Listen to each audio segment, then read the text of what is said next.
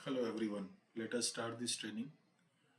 आज का ये जो सेशन है, ये सेशन बेसिकली जब हम मटेरियल प्लांट से बाहर भेजते हैं प्रोसेसिंग के लिए, तो हम लोगों को वो प्रोसेस कैसे फॉलो करना है जिससे उसका सही तरीके से ट्रैकिंग हो सके, स्क्रैप का प्रॉपरली रिकंसिलेशन हो सके।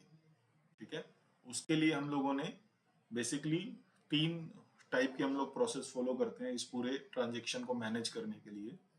सबसे पहला, टैली में चालान बनता है, डीसी बनता है। ठीक है।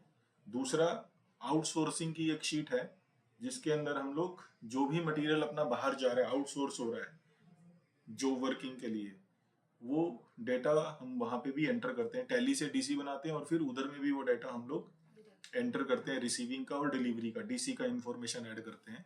ठीक है। और तीसरा एक डीसी लाइव शीट है।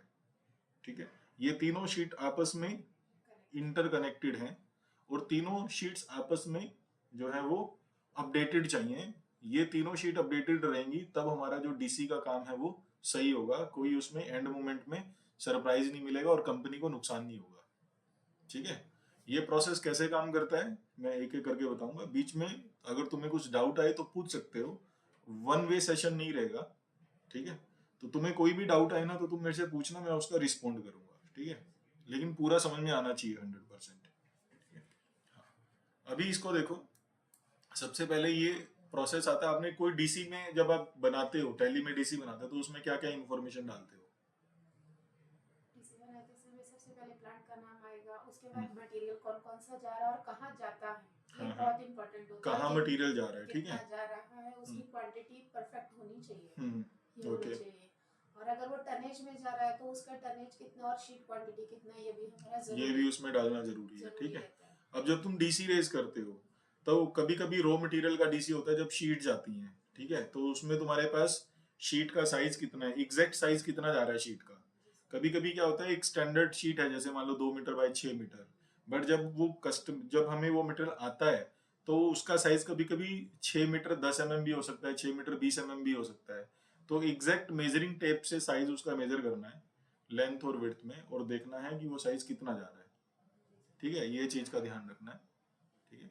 दूसरा, आप कभी कभी रॉ मटेरियल की जगह जैसे संकल्प के पास जाता है मटेरियल, ठीक है, तो वो उसमें ये देखना है कि उसमें मटेरियल कटिंग हुआ हुआ मटेरियल जाता है, उसके अंदर शीट नहीं जाती, फिनिश जॉब जाता है जो कि एज इट इज वापिस आएगा। मतलब हमारे पास एक हम शीट भेजते हैं, शीट में क्या होता है कि हम मटेरियल शीट की फॉर्म में जाता है और फिनिश पार्ट अलग आता है, स्क्रैप अलग आता है। करेक्ट। ठीक है। एक ये एक टाइप का ट्रांजेक्शन हो गया हमारा आउटसोर्सिंग में या जो वर्किंग में। दूसरे टाइप का ट्रांजेक्शन क्या हो सकता है कि हम लोग जिस फॉर्म में मटेरियल जाता है वैसे ही वापिस आता है। जैसे आपने कोई छोटा पार्ट कट करके भेजा प्लेटिंग के लिए, तो वो जो पार्ट जिस फॉर्म में जा रहा है उसी फॉर्म में वापिस आ रहा है। तो उसमें आप क्वांटिटी का यूज करोगे कि कितनी क्वांटिटी जा रही है, कितनी वापिस आई। ठीक है। शीट के टाइम पे आप जब भेजते हो तो टनेज में शीट भेजते हो, और जब पार्ट आते हैं तो क्वांटिटी में पार्ट आते हैं, और स्क्रैप अलग से आता है जो कि अगेन वेट में आता है।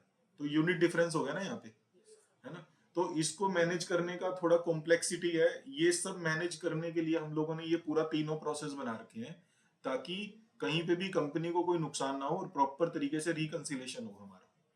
ठीक है। तो इसमें सबसे पहले जब आपने टैली में कोई डीसी बना दिया, उसके बाद टैली में जब डीसी बनाते हो तो एक डीसी का नंबर जनरेट होता है ना। और किस सप्लायर को भेज रहे हो वो सप्लायर भी अपने को पता होना चाहिए।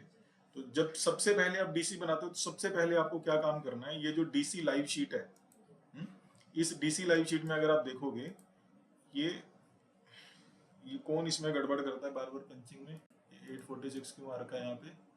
यहाँ पे ये वो आएगा, ट्रांजेक्शन टाइप था यहाँ पे लिखा हुआ है ना, ट्रांजेक्शन टाइप। ये ट्रांजेक्शन टाइप है। टाइप मतलब ट्रांजेक्शन में इन है या आउट है, आ रहा है कि जा रहा है। ठीक है। तो ये इसमें देखो क्या लगा हुआ, इन आउट। अगर मटेरियल आ रहा है हमारे पास में वापिस तो इन होएगा, और वापिस कहीं पे जा रहा है तो आउट होएगा। ठीक है। अब इसमें दूसरा है डीसी टाइप। डीसी कौन से टाइप का डीसी भी, आरजीपी होता है, रिटर्नेबल गेट पास। जो मटेरियल वापिस आना है, भेज रहे हैं और वापिस भी आएगा। कुछ मटेरियल होते हैं जो जाते हैं लेकिन वापिस नहीं वापस आते, नहीं आते, नॉन रिटर्नेबल। नॉन रिटर्नेबल होते हैं वो। ठीक है। हालांकि नॉन रिटर्नेबल गेट पास जो है वो बहुत कम रेज होते हैं, लेकिन कभी कभी बिजनेस की नीड होती है, रेज करने पड़ते हैं। फॉर एग्जाम्पल तुमने कोई कंज्यूमेबल वाला पार्ट दिया, ठीक है, अब वो कंज्यूम हो गया, वो वापस नहीं आएगा, वो तो नॉन रिटर्नेबल है, ठीक है। या किसी को हम लोग सैंपल दे रहे हैं फ्री ऑफ कॉस्ट, वापस नहीं आएगा, तो एनआरजीपी है वो। उसके लिए क्या यूज करना है अपने को, इसमें दो आपके पास ऑप्शन है, आरजीपी और एनआरजीपी, ठीक है। ये आपने कर दिया। ये आप टैली में जब चलान बनाते हैं ना, उधर भी आपको कोजल में डालना है, ये एनआरजीपी है चलान में, अगर कोई वापस नहीं आना। और जो भी एनआरजीपी है उसका अप्रूवल प्लांट हेड से होना चाहिए, ठीक है। विदाउट माई अप्रूवल कोई एनआरजीपी जो है वो नहीं होएगा, जाना चाहिए कहीं पे भी। आरजीपी का तुम फाइनेंस से या जो भी तुम अप्रूवल का प्रोसेस है उससे जाएगा, लेकिन एनआरजीपी के लिए प्लांट हेड का अप्रूवल लगेगा या एमडी अप्रूवल लगेगा, अगर प्लांट हेड अवेलेबल नहीं है प्लांट में तो, ठीक है। सर जैसे हमारा फ्लैप डिस्क हो गया, ड्रिल्स जाते हैं जिस भी प्लांट में, अपने प्लांट में जाते हैं, तो वो रिटर्नेबल रहेंगे या नॉन रिटर्नेबल रहेंगे? एक्चुअली अगर फ्लैप डिस्क जा रहा है ना, तो ये जेसीबी के लिए हम लोगों ने जो भी रूल बना रखा है कि हमने उसमें आरजीपी होएगा, जब वो वापिस आएगा ना पुराना, तो पुराना इन्वर्ट करके फिर आपको नया वाला देना है उनको, ठीक है। नहीं आता तो रूल अब ये अबेंडेंड हो रहा है, गलत हो रहा है, ये नहीं होना चाहिए। जब पुराना मिलेगा, वो जैसे ड्रिल भी हमने दिया तो टूटा हुआ ड्रिल तो रहेगा ना, तो इससे थेफ्ट का, चोरी का ये चांस नहीं रहता है। तो आरजीपी ही रेस करना है और वो मटेरियल वापस लेके फिर देना है, ठीक है। ये ऑडिट होएगा तो तुम लोग अगर ये प्रैक्टिस फॉलो कर रहे हो तो तुम लोग फंसोगे, ठीक है। एज पर कंपनी का प्रोसेस, पुराना कंज्यूमेबल लेके नया कंज्यूमेबल इशू करना है। फ्लैप डिस्क भी रहने दो, उसका भी एंड में बचता है ना हिस्सा, तो वो भी वापिस आना चाहिए, ठीक है। इसका पर्पस ये नहीं है कि वो कंज्यूमेबल का जो आएगा टूटा हुआ कुछ यूज है ऐसा, उससे ये इंश्योर होएगा कि एटलीस्ट जो थेफ्ट के चांसेस है ना, कि नहीं तो यहाँ से इशू हो रहा है, उधर में जाके वो बेच देगा किसी को, चोरी के चांसेस बनेंगे ना, तो इसलिए ये रूल है, इसके पीछे लॉजिक है। और कोई क्वेश्चन यहाँ तक? ठीक है, अभी इसके आगे आते हैं। इसके आगे फिर अगला कॉलम है रिलेटेड बिजनेस डेट का कॉलम है, कौन सा डेट है। जब आउट कर रहे हो तो आउट का डेट डालना है, इन कर रहे हैं तो इन का डेट डालना है, जब आ रहा है वो डीसी वापस। अभी हम आउट की बात करते हैं। फिर उसके बाद है रिलेटेड बिजनेस यूनिट। अब ये जो चलान है वो किस बिजनेस यूनिट से रिलेटेड है। हमने कंपनी को छोटी छोटी बिजनेस यूनिट में डिवाइड कर रखा है, आपको पता है, जैसे सीबीयू है, पीबीयू है, एफबीयू है, मेंटेनेंस है सर, क्वालिटी है। वो जो मटेरियल आप भेज रहे हो बाहर, वो किससे रिलेटेड है। फॉर एग्जाम्पल आप जॉब वर्किंग के लिए शीट भेजते हो तो किससे रिलेटेड है, वो प्रोडक्शन से रिलेटेड है, ठीक है। तो यहाँ पे डिपार्टमेंट देखो कौन कौन से देखें, इसमें जो रिलेटेड यूनिट है वो आप भर सकते हो। जैसे आपका ये जो रॉ मटेरियल भेजते हो वो सीबीयू से रिलेटेड है, ठीक है।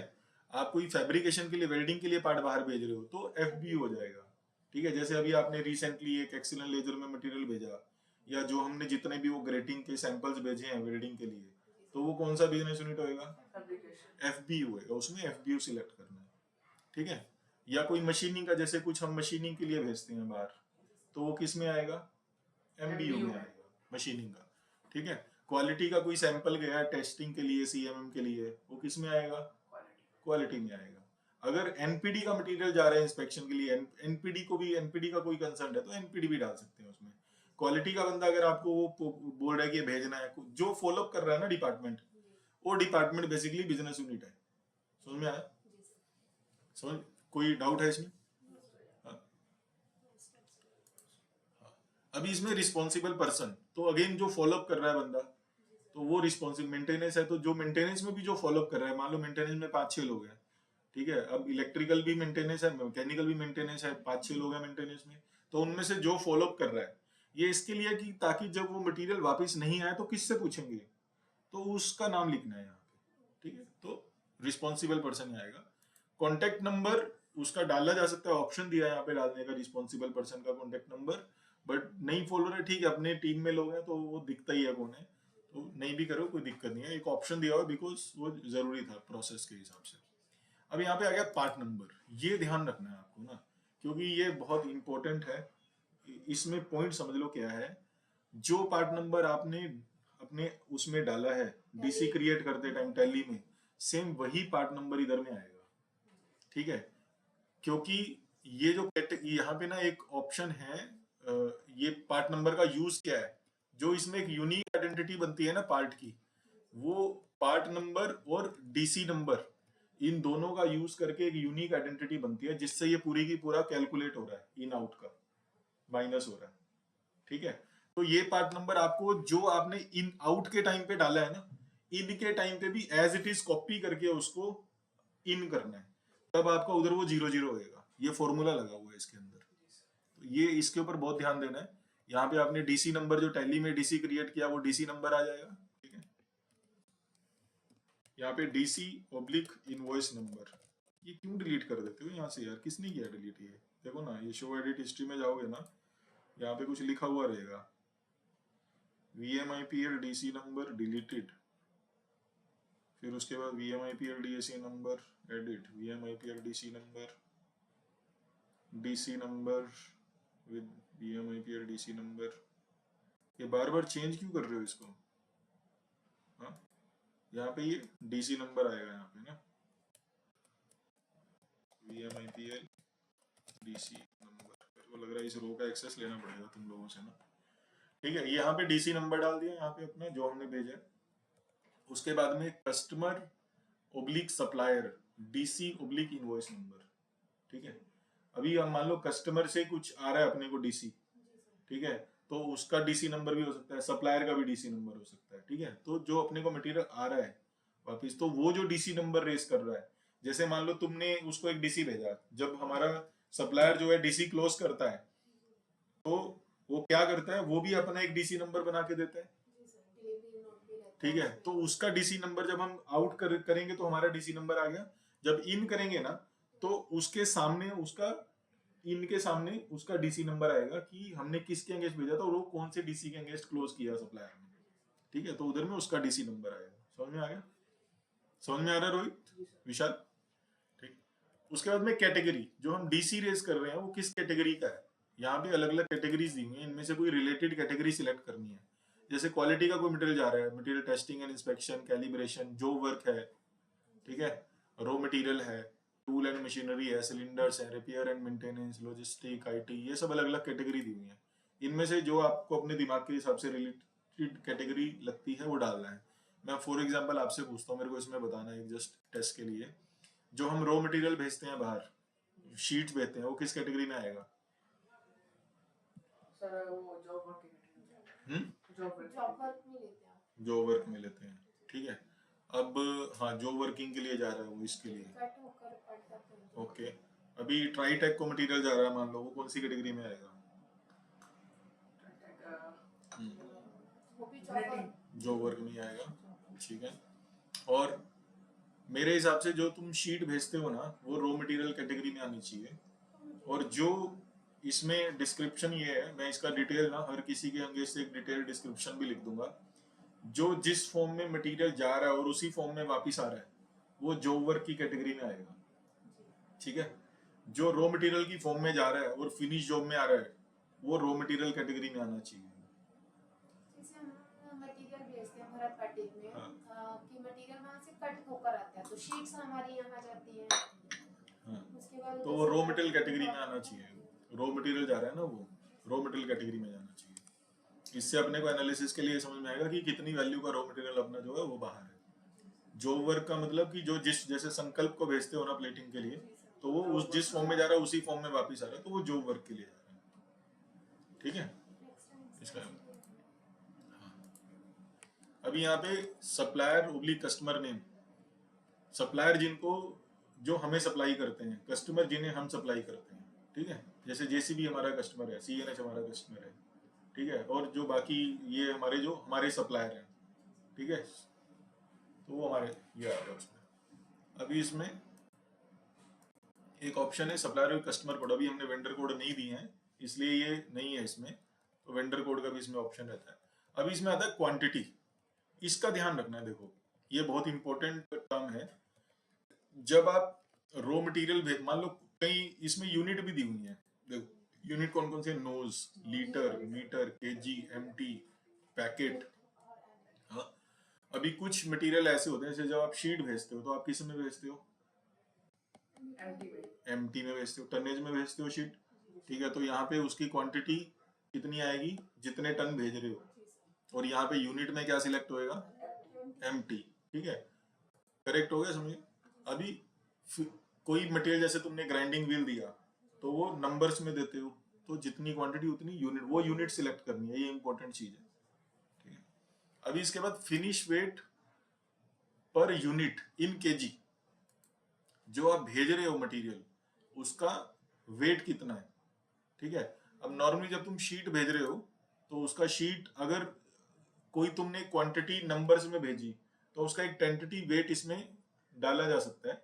ठीक है, अभी finish weight per unit in KG, per unit का वेट डालना है इसमें ना। जैसे तुमने टोटल, हाँ इसमें ध्यान से सुनो, अब मान लो तुमने 10 टन मटेरियल बाहर भेज दिया। ठीक है, तो 10 टन मटेरियल में तुमने उसको ये एम्प्टी उसमें डाल दिया। अब पर यूनिट मतलब एक शीट का वेट कितना है उसमें, फिनिश वेट पर यूनिट कितना है उसका एक शीट का, वो इधर में डालना है। ठीक है, और उसका वैल्यू कितना है, जो मटेरियल बाहर जा रहा है, जैसे 10 टन है, फिनिश वेट पर इतना यूनिट आ गया, इसका वैल्यू है ना, ये तुमने फ्रीज करके डाला हुआ है। अभी इसमें तुम लोगों ने चलान में कोई भरा हुआ है क्या, दिखाओ, जिसमें एम्प्टी में भेजा हुआ है मटेरियल, शीट कुछ भेजा हुआ है बाहर एम्प्टी में, रॉ मटेरियल, हाँ जैसे ये भेजा हुआ है, तो सीधा तुम पंच कर देते हो वैल्यू, फॉर्मूले से नहीं तुम चल रहे हो इसमें। हाँ ठीक है, कोई बात नहीं, वैल्यू डाल दो, ऐसे डायरेक्ट डाल दो, कोई दिक्कत नहीं है। ठीक है, बट इसका पर्पस है कि पर यूनिट डाल के तुम उसको कैलकुलेट कर लोगे पर यूनिट रेट से। कुछ क्वांटिटी ऐसे तुम्हारी ऐसे है ना कि तुमने कोई लेट से यूनिट भेजा तुमने, तो तुम्हारा वैल्यू आईएनआर पर यूनिट का वैल्यू कितना है, तो मल्टीप्लाई होकर तुम्हारा टोटल वैल्यू आ जाएगा। ठीक है, वो फॉर्म, बट तुमने यहाँ पे वैल्यू आईएनआर पर यूनिट डाल दिया, तुमने इस तरीके से डाला हुआ है, लेकिन ये गलत हो जाएगा कैलकुलेशन में। जैसे अभी तुमने 217 डाला है, वैल्यू पर यूनिट एक यूनिट का ही वैल्यू है ये, तो 217 से मल्टीप्लाई होकर सही वैल्यू आ जाएगा। लेकिन अगर तुमने जैसे यहाँ पे शीट के केस में टोटल डाल दिया तुमने यहाँ पे, अब टोटल तुमने डाला 65,000, जैसे ही तुम्हारा ये है, ये 60,000 तुमने डाला, अब ये 40 पर मीटर का रेट क्या डाला तुमने, तो ये कैलकुलेशन गलत नहीं हो जाएगा इसका टोटल में। गैस होज, ये 40 रुपए तुम्हारा 40 मीटर क्वांटिटी है और 60,000 रेट है इसका, तो कितना रेट हो जाएगा ये, हाँ 2 लाख, इतना महंगा था ये। हाँ तो वो दिमाग लगा के डालो थोड़ा, पूरा का पूरा वैल्यू गलत हो जाएगा ना ये, इधर में फॉर्मूला लगा हुआ है यहाँ पे टोटल वैल्यू निकालने का, कैलकुलेशन ही गलत हो गया ना पूरा। इसका मतलब क्या है, तुम्हारा यहाँ पे जो तुमने क्वांटिटी डाला है ना, ये क्वांटिटी डाला तो तुमने यूनिट रेट डालना है, पर यूनिट का रेट क्या है, यहाँ पे तुमने 40 मीटर है तो पर मीटर का रेट क्या है इसका, वो आना चाहिए यहाँ पे, तो फिर वो अपने आप फॉर्मूले से आगे तो समझ में आएगा। ठीक है, इसीलिए यहाँ पे ये एरर हो रखा है इसमें ना, ये संदीप को भी देखना चाहिए बिफोर अप्रूवल कि वो क्या अप्रूव कर रहा है, इसके लिए उसको फाइनेंस को अप्रूवल में डाला हुआ है इसमें। ठीक है, ये चीज का ध्यान देना है। अभी जितना आना है ये पूरा ठीक है, इसको भी करेक्ट करना पड़ेगा जो पुराना एरर आ रखा है। क्रॉस चेक करना पड़ेगा। इसके बाद में ये रिमार्क आ गया, यहाँ तक तुम्हारा काम है। अब ये आगे फाइनेंस का काम शुरू हो जाता है। ये अभी देखो, ये पार्ट नंबर और डीसी, ये दोनों को कंकेटिकेट करके एक इनकी यूनिक आईडी क्रिएट हो रखी है। ठीक है, अगर तुम ये जब तुमने इन किया, यहाँ पे तुमने गियर डाल दिया, ठीक है, अब ये ग्रीन हो रखा है, मतलब ये क्लोज हो चुका है, इसका मतलब ग्रीन है ये। ठीक है, ऑटोमेटिकली इसमें कंडीशनल फॉर्मेटिंग लगा हुआ है, जैसे ही तुम्हारा इन आउट करके क्वांटिटी 0 होएगा तो ये ग्रीन हो जाएगा ऑटोमेटिकली यहाँ पे। ठीक है, अब अगर तुमने यहाँ पे ये ग्रीन हो रखा ना, अगर मैं इसके आगे स्पेस डाल दूं ना, देखना तुम्हारा ये व्हाइट हो जाएगा। क्यों हुआ ये व्हाइट, क्योंकि तुम्हारा पार्ट नंबर चेंज हो गया, स्पेस आ गया इसमें। और अच्छा समझाने के लिए मान लो इसको मैं गियर 01 कर दूं तो ये व्हाइट हो जाएगा। क्यों, क्योंकि तुमने जब इन किया तो तुमने गियर लिखा हुआ है, यहाँ पे तुमने गियर 1 कर दिया तो तुम्हारा क्या हो जाएगा, गलत हो जाएगा काम। तो इसलिए जो तुमने इन के टाइम पे लिखा था वही तुम्हारा आउट के टाइम पे चाहिए पार्ट नंबर और डीसी नंबर, तो तुम्हारा प्रॉपर उसमें ग्रीन होएगा। ये चीज का ध्यान रखना है। कभी कभी तुम्हें लगेगा ना कि यार तुमने क्लोज कर दिया, ग्रीन क्यों नहीं हुआ ये, हाँ उसका ये कारण है। ठीक है, ये डीसी जो शीट है ये इस तरीके से काम करता है। इसमें यहाँ पे जो फाइनेंस का भी पोर्शन समझ लो, जब ये कैलकुलेटेड क्वांटिटी ऐसे इसमें -1 आ रहा है, ये फिर तुमने बैलेंस क्वांटिटी 0 दिख रहा है यहाँ पे ओवरऑल में, पेंडिंग डेज ये ग्रीन हो गया, ये अभी इसमें 0 हो जाना चाहिए। 206 दिन के बाद क्लोज हुआ ये चलान, तो अभी टोटल बैलेंस वैल्यू भी 0 दिखा रहा है इसके अंदर। फाइनेंस ने अप्रूव कर रखा है इसको, ये इस तरीके से ट्रांजेक्शन काम करता है। अब इसमें एक इसको यूज कैसे करना है, जैसे उसके केस में ना बेसिकली रॉ मटेरियल के केस में इसको कैसे फॉलो करना है। जहां पे मटेरियल जिस फॉर्म में जा रहा है उसी फॉर्म में वापस आ रहा है, उसमें तो कोई चैलेंज नहीं है। तुमने मटेरियल बाहर भेजा उतना नहीं आया कि नहीं आया, तुम्हें ट्रैकिंग कर लिया तुमने, ठीक है। अभी उसमें भी दो टाइप की ट्रांजेक्शन कैसे मैनेज करना है इसको समझना ध्यान से। फॉर एग्जाम्पल मान लो तुमने किसी एक एग्जाम्पल लेते हैं, ये मान लो तुमने इसकी 16 क्वांटिटी आउट की, तुमने क्वांटिटी जितने सैंपल फॉर टेस्टिंग भेजा उसने जीएसडी लैब में 16 क्वांटिटी भेजी उसने, ठीक है। अब 16 में से मान लो उसकी एक बार में नहीं आई सारी ट्रांजेक्शन, ये एक बार में 5 सैंपल आए, फिर 6 सैंपल आए, ठीक है, फिर 6 और 5 11, और फिर बचे हुए 5 आए, ठीक है। तो अभी इसको कैसे क्लोज करोगे इस सेक्शन को तुम? सर वो हम डीसी कॉपी करेंगे, सेम डीसी पे अगर वो भेज मतलब हमने मटेरियल पहले चेक करेंगे कि ये डीसी क्लोज है कि नहीं, और उसको पूरा अपना कॉपी पेस्ट करेंगे, और जिस दिन वो मटेरियल आया पहला फर्स्ट सैंपल उसके सपोज 5 आ गए तो हम उस दिन की डीसी क्लोज कर देंगे, और नेक्स्ट जब आएगा फिर से उसी चीज को उठाएंगे, कॉपी करेंगे और नेक्स्ट में क्लोज करेंगे। ओके,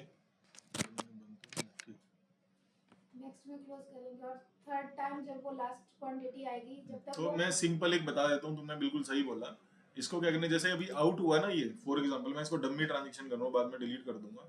ये तुमने आउट कर रखा है, अभी ये क्लोज नहीं हो रखा है इसका, एक्चुअली क्लोज हो रखा है, तुम लोगों ने क्लोज नहीं किया, ये मटेरियल आ चुका है, ठीक है। अभी यहाँ पे मान लो तुमने ये आउट था ना, एज इट इज कॉपी करना है उसको, फिर से देख लो, ये पूरी रो को यहाँ से उठाना है तुम्हें, पूरी की पूरी रो को यहाँ से उठाना है ऐसे। नहीं सर, जब अगर हम वहाँ से उठाएंगे ना, हाँ सपोज पूरा रो हमारा जो क्वेश्चन है ना नोट्स तक का, वहाँ तक ही हम कॉपी करते हैं, और उसके बाद जितना नहीं नहीं नहीं, तुम ना उसको क्या करो, तुम पूरा उठाओ, देखना कॉपी होता है क्या तुम्हारा पूरा। मैंने किया था, नहीं होता, नहीं होता क्योंकि लॉक लगा हुआ है इसमें, ठीक है। तो फिर यहाँ से सिलेक्ट करना, स्टोर तक और इसको, अच्छा तुम्हारा स्टोर तक का ही क्लोज होता है, ठीक है। इसको रिमार्क्स तक कॉपी करो, रिमार्क्स तक तुम्हें एक्सेस है ना इसका, यहाँ तक कॉपी करो, इसको कंट्रोल सी करो, सबसे नीचे जाओ जहाँ पे अवेलेबल है, यहाँ पे इसको पेस्ट कर दो। अभी ये ट्रांजेक्शन टाइप क्या तुम्हारा, इन, ठीक है। अभी नहीं आना यार, मैं बिजी हूँ, ठीक है। यहाँ पे तुमने इन किया, अभी इसके बाद में जिस डेट को आया वो डेट चूज करनी है। मान लो तुम्हारा ये 25 तारीख को आया, ठीक है, 25 जुलाई को वापस आ गया हमारा। अब कितनी क्वांटिटी आया, मान लो ये क्वांटिटी जो है तुम्हारा, ये तुमने एज इट इज सब सेम किया, चेतन भी हो गया सैंपल फॉर टेस्टिंग, ये डीसी कौन से डीसी वो भी ऑटोमेटिकली आ गया। अब किस डीसी के अगेंस्ट है वो डीसी नंबर यहाँ पे डाल देना है तुम्हें, ठीक है। इसमें क्या क्या एडिट होता है जब इन होता है, तो डीसी नंबर डाल दिया यहाँ पे, फिर उसके बाद में ये कैटेगरी तो सेम वही रहेगी, जीएसडी लैब वही रहेगा, ठीक है। अब कितनी क्वांटिटी आई वो चेंज करना है, मान लो तुम्हारी 10 क्वांटिटी आ गई, ठीक है, ये नंबर्स में ही रहेगी, ठीक है। वैल्यू एनआर पर यूनिट वही रहेगा, ठीक है। अब क्या होगा जब तुम इधर में इसका रिकंसिलेशन करोगे ना, यहाँ पे फॉर एग्जांपल मैं फाइनेंस का तुम्हें फॉर्मूला एडिट करके बताता हूँ।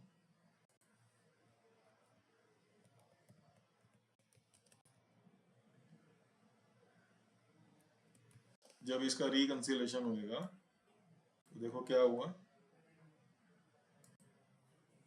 इधर में कैलकुलेटेड क्वांटिटी ये 10 आ गया, बैलेंस क्वांटिटी अभी इसमें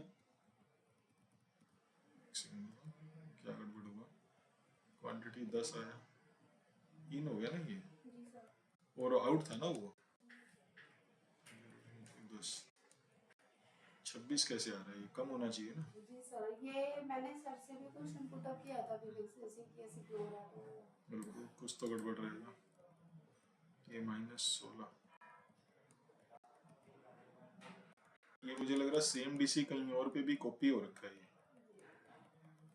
लेकिन सर कुछ कुछ एंट्री हुई है, लेकिन जो डीसी के अगेंस्ट वो मटेरियल आया है जैसे, तो वो अंदर वो डीसी नंबर जैसे हम इनवॉइस नंबर डाल एक मिनट रुको ना, इसको फिल्टर करते हैं ना, ये डीसी है ना तुम्हारा,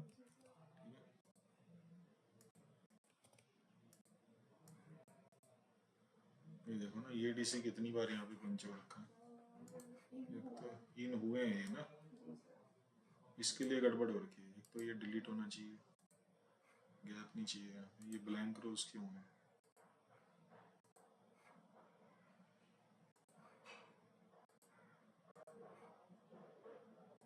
इधर में कुछ लिखा ही नहीं हुआ, ठीक है। ये देखो, ये कई बार इस डीसी को एक्चुअली इन किया है इन्होंने, इस वजह से ये क्वांटिटी बढ़ी हुई दिख रही है यहाँ पे, ये 37 और ये सब, ये डीसी मल्टीपल टाइम आ रखा है इसलिए इसमें एरर आ रखा है। ये सेम डीसी नंबर किया ना तुमने, 2 नहीं, एक सेकंड हुआ, इसमें रेंज दोबारा से चूज करनी पड़ेगी इसकी, फिल्टर के लिए।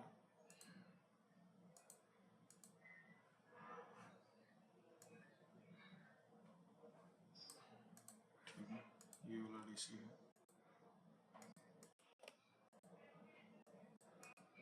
ये देखो, ये 3 बार पहले भी एक्चुअली इन कर रखा है इन्होंने, लेकिन इन्होंने क्या कर रखा है, यहाँ पे 16 किया ना इन्होंने, पक्का इधर में कुछ तो डीसी के अगेंस्ट उन्होंने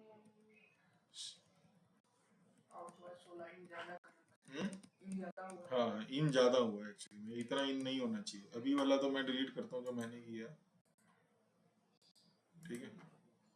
उसके बाद भी ये 2 बार इन हो रखा है ये, ठीक है। अगर इसको एक बार हम डिलीट कर देंगे तो ये सही हो जाएगा, ठीक है। ये ग्रीन हो गया, 0 हो गया, समझ में आ गया ना। मेन पर्पस क्या है, तुमने जिस फॉर्म में आई, ये तो बहुत इजी है, देखो जो जिस फॉर्म में अगर तुमने डीसी नंबर वहां से कॉपी करके उठाया ना तो तुम्हारा ऑटोमेटिकली डाटा सही आएगा। अगर तुम टाइप करके डालोगे फिर पक्का गलती होगी, तुम्हें पूरी की पूरी रो कॉपी करके सबसे नीचे पेस्ट करनी है, ठीक है। ये तो हो गया एक एक सेशन अपना। अभी तुम्हें दूसरा एग्जांपल देता हूँ रॉ मटेरियल का, वो सबसे कॉम्प्लेक्स है, वो समझना बहुत जरूरी है, ठीक है। जब तुम रॉ मटेरियल के ऊपर काम करते हो, जैसे मान लो मैं कोई एक मटेरियल का ट्रांजेक्शन खोलता हूँ, मैं एक डम्मी ट्रांजेक्शन करता हूँ तुम्हें समझाने के लिए, ठीक है। वो तुम्हें ना फिर उसमें प्रॉब्लम आएगी, ठीक है। डम्मी ट्रांजेक्शन करता हूँ, मान लो हमने एक आउट किया मटेरियल, ठीक है, आरजीपी है, ये आज की डेट डाल देता हूँ, सॉरी आज की नहीं, ये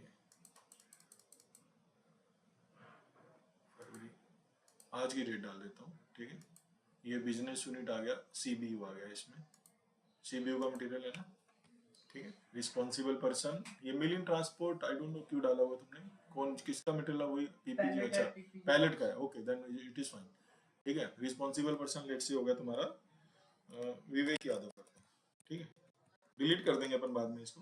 पार्ट नंबर तुम्हारा आ गया, इसमें अभी पार्ट नंबर देखो इसमें क्या डालना है। जो शीट जा रही है अपने पास आरएम कोड रहते हैं ना, हर मटेरियल के रहता है ना, तो इसमें वो आरएम कोड डालना है उस थिकनेस का, वीएमआईपीएल कोड शीट से देखना है। सिर्फ उस आइटम में तुम्हें डिस्क्रिप्शन डालना है जहां पे तुम्हारे पास कोड नहीं है। आरएम के तो सब आरएम के कोड है ना अपने पास, तो आरएम कोड डालना है। मान लो इसका RM0001 ये ऐसा, ये मान लो कुछ आरएम कोड है इसका फॉर एग्जांपल, ठीक है। अब ये तुम्हारा डीसी नंबर, मान लो तुम्हारा XYZ तुम्हारा कोई डीसी नंबर हो गया, XYZ 2425, ये तुम्हारा कोई डीसी नंबर हो गया, ठीक है। अभी इसमें जो कैटेगरी होगी तुम्हारी रॉ मटेरियल होगी, लेट्स, ठीक है। सप्लायर मान लो यही हो गया, ठीक है। अभी इसमें क्वांटिटी कितने टन भेज रहे हो, मान लो तुमने 50 टन मटेरियल भेजा, यहाँ पे नो सिलेक्ट कर लो, ये एम्प्टी सिलेक्ट कर लो 50 टन, ठीक है। अभी इसमें तुम्हारा वैल्यू एनआर पर यूनिट, यहाँ पे तुम्हें टनेज में आरएम रेट डाल देना तुम्हें, ठीक है। जो तुम्हारा आउटसोर्सिंग शीट में रेट लिखा होता है ना, वो रेट डाल देना, टनेज में डालना है, क्योंकि इधर में तूने टन सिलेक्ट किया है ना, और 1 टन में कितने केजी होते हैं, 1000 केजी होते हैं, ठीक है। ये तुम्हें पता होना चाहिए, बेसिक चीजें हैं ये। तो मान लो तुमने यहाँ पे 61,000 का रेट डाल दिया पर टन का, ठीक है। अभी यहाँ पे ऑटोमेटिकली जब वो कैलकुलेट करेगा ना वैल्यू, तो 61,000 इंटू 50 करके कैलकुलेट कर लेगा स्टॉक वैल्यू उधर में, ठीक है। अब ये तुमने डाल दिया। अब देखो तुमने जैसे ये कोड डाला था तो ऑटोमेटिकली तुम्हारा यूनिक आइडेंटिटी क्रिएट हो गया, ठीक है, ये आ गया। अब ये मटेरियल तुम्हारे पास जब वापिस आएगा तो ये तुम्हारे पास वापिस आएगा नंबर ऑफ पार्ट्स की शेप में।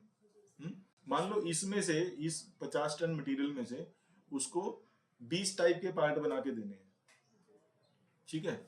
अब वो 20 टाइप के पार्ट ना तुम्हारे पास जो हमारा प्रोडक्शन मास्टर है या फिर हमारा जो आउटसोर्सिंग शीट है उसमें वेट लिखा होता है ना हर पार्ट का, फिनिश वेट लिखा होता है उधर में, देखा तुमने शीट वो? हाँ, अभी मैं ट्रेनिंग दूंगा जो उसका, तो वहां से तुम्हें वो डेटा मिल जाएगा। तुम्हें क्या करना है, जैसे मान लो अभी उसने दिया, अब उसमें से मैं 20 पार्ट को ना 1 to 20 करके ही कर रहा हूँ उसको पार्ट नंबर। अब तुम्हारे पास मान लो कोई मटेरियल आया वहां से डीसी में उनके, अब वो पार्ट नंबर लिखे होंगे, पार्ट नंबर और कितनी क्वांटिटी है ये लिखा होता है उनके डीसी पे, ठीक है। तो तुम्हें यहाँ पे ये सेम ट्रांजेक्शन, यहाँ पे तुम्हें जो तुमने इन किया था इसको तुम्हें एज इट इज, तुम्हारा रिमार्क्स का कॉलम रहता है ना, इसको कॉपी करना है और यहाँ पे पेस्ट करना है, और इधर में क्या करना है सबसे पहले इन, ठीक है। फिर कौन सी डेट को आया, मान लो 6 को भेजा 7 को आया, ठीक है। अब यहाँ पे जब आया तो रॉ मटेरियल नहीं आया ना, अभी ये पार्ट नंबर चेंज हो जाएगा। मान लो 1 पार्ट नंबर आया आउट ऑफ 20, 20 पार्ट नंबर है 1 आ गया, ठीक है। और ये तुम्हारा जो डीसी है ये उसका अभी कस्टमर का डीसी क्या है, मान लो कस्टमर ने कुछ एबीसी डीसी भेजा, एबीसी 1 कर दो इसको, एबीसी 1 भेजा। अब ये रॉ मटेरियल आया है तुम्हारे पास, ठीक है। अभी रॉ मटेरियल की फॉर्म में रॉ मटेरियल वापिस आ रहा है, मतलब फिनिश मटेरियल आ रहा है, लेकिन जो तुमने रॉ मटेरियल भेजा था वो फिनिश रॉ मटेरियल वापिस आ रहा है अभी तुम्हारे पास में, ठीक है। तो कैटेगरी वही रहेगी, रॉ मटेरियल कहाँ से आ रहा है वो भी कॉमन ही रहेगा। अभी कितना आया तुम्हारे पास, ये यहाँ पे तुम्हारा, अब तुम्हें इसका वेट निकालना है। तुम्हारे पास डीसी में क्या आया, क्वांटिटी, और तुम्हें क्या डालना है इधर में, वेट। कैसे डालना है उसका तरीका बताता हूँ, ठीक है। हाँ ठीक है। अब तुम्हें, सॉरी एक चीज इसमें, एक चीज गलत है इसमें, ये यहाँ पे ना जो आरएम कोड का कोड ही रहेगा यहाँ पे पार्ट नंबर भी चेंज नहीं होगा, ठीक है। क्योंकि तुम्हें कितना आरएम वापिस आया फिनिश वेट की फॉर्म में वो करना है इसमें। तुम्हें पार्ट नंबर पे तुम इन करते बैठोगे ना तो तुम्हारे 50 एंट्री हो जाएंगी उसमें। जो हाँ। आउटसोर्सिंग की हमारी शीट है, हाँ। उधर वो डालते हैं कि किस लेआउट में कितना, उधर में वो इन में एंट्री करते हैं। इधर वो काम पीपीसी या वो जो वो करता है उधर में ना, स्टोर भी करता है उधर में वो काम। मैं अभी उस पे आऊंगा, दूसरी शीट पे आऊंगा, पहले हम इस शीट का ट्रेनिंग ले लें, ठीक है। अभी यहाँ पे कोड भी चेंज नहीं होगा, यहाँ पे आरएम की फॉर्म में ही आएगा। तुम्हें क्या करना है, अलग से एक शीट में बनाना है। यहाँ पे अगर तुम्हें चाहिए ना, मैं तुम्हें एक शीट दे देता हूँ यहाँ पे, वेट कैलकुलेटर, इसका तुम्हें एक्सेस भी रहेगा शीट का, ठीक है। तुम्हें क्या करना है, यहाँ पे वो पार्ट नंबर लिखना है, उसका फिनिश वेट डालना है यहाँ पे कितने आउटसोर्सिंग शीट में दिया हुआ है, ठीक है। लगेगा तो मैं तुम्हें यहाँ पे ना एक लॉजिक लगा के दे दूंगा जो फिनिश वेट वहां से निकालेगा। तुम्हें सिर्फ पार्ट नंबर को डालना है यहाँ पे। पार्ट नंबर हम प्रोडक्शन शीट से भी ले सकते हैं, प्रोडक्शन शीट से भी ले सकते हो, अदरवाइज आउटसोर्सिंग शीट से, बहुत सारे तरीके हैं हमारे पास, ठीक है। तो ये तुम्हें, मैं तुम्हें एक लॉजिक भी लगा के दे दूंगा कि ऑटोमेटिकली उधर से फिनिश वेट आएगा जब तुम इधर में पार्ट नंबर डालोगे। तो तुम्हें यहाँ पे पार्ट नंबर, फिनिश वेट और क्वांटिटी फिनिश वेट, ठीक है, ये डालना है। टोटल फिनिश वेट, ये इससे मल्टीप्लाई होके तुम्हें मिल जाएगा। टोटल फिनिश वेट तुम्हें यहाँ से मिल जाएगा। तो जितना वेट यहाँ पे आ रहा है उतना तुम्हें यहाँ पे इनवर्ड में वेट डाल देना है इधर में ना। जैसे मान लो तुम्हारा 50 में से तुम्हारे पास कोई 20 टाइप के पार्ट चलान में आ गए, ठीक है। 20 नहीं, मान लो 5 टाइप के पार्ट आए, पहले 15 टाइप के भी बचे, और 5 टाइप के पार्ट का टोटल वेट हो रहा है 10 टन। तो तुम्हें यहाँ पे 10 डाल देना है, एम्प्टी डाल देना है। ये कर दिया। अब तुम देखोगे यहाँ पे तुम्हारा बैलेंस में कितना दिख रहा है, 40 टन दिख रहा है। फिर से आया 10 टन मटेरियल, तो फिर से 10 इन कर दिया, फिर से 10 आया, फिर से 10 आया, ऐसे करके फिर पूरा नहीं आएगा कभी भी। अभी कभी भी तुम्हें पता है कि रॉ मटेरियल जब हम भेजते हैं तो स्क्रैप भी निकलता है ना उसमें से। तो मान लो 40 टन का तुम्हारा फिनिश वेट आ गया, अभी बचा बाकी का 10 टन। हाँ, तो वो 10 टन क्या आएगा, स्क्रैप की फॉर्म में आएगा। तो उसका सेम यही डीसी कॉपी करना है और उसमें रिमार्क में डाल देना है स्क्रैप। उतना स्क्रैप रिसीव हो गया, लेकिन वो कितना रिसीव हुआ स्क्रैप उतना ही डालना चाहिए उधर में जितना एक्चुअल में हुआ।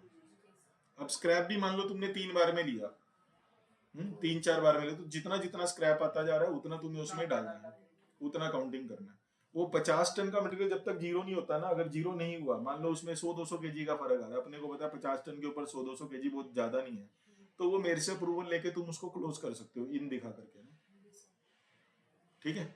ये इस तरीके से ट्रांजेक्शन क्लोज होएगा जो रॉ मटेरियल का है। तो अभी तुम्हें रॉ मटेरियल का भी समझ में आ गया और उसका भी समझ में आ गया, ठीक है।